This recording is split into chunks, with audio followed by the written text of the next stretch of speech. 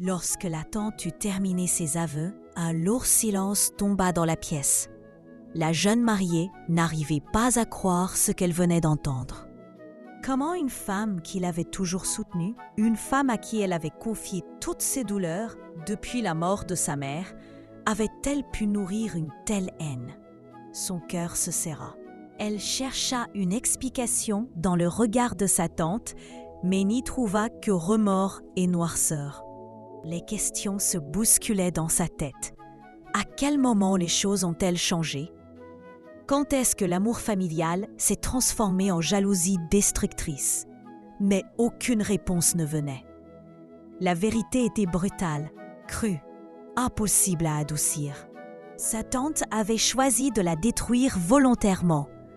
La jeune femme s'approcha d'elle, les yeux remplis d'une douleur profonde. « Ma tante, jamais, même pas une seconde, je n'aurais pu imaginer que tu serais capable de vouloir mon mal.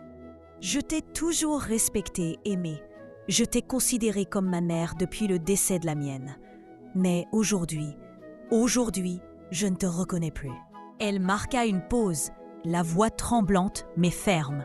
« Pour ce que tu as fait, je crois que chacun recevra ce qu'il mérite. » Puis, elle leva lentement la main vers le ciel, comme inspirée par une force divine qui l'entourait depuis le début de cette épreuve.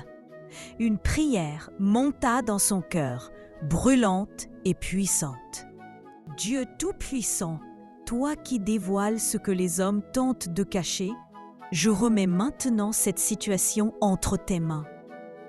Toute force qui s'est levée contre moi, tout esprit de jalousie et de destruction qui a pris le visage d'un innocent, je l'expose à ta lumière.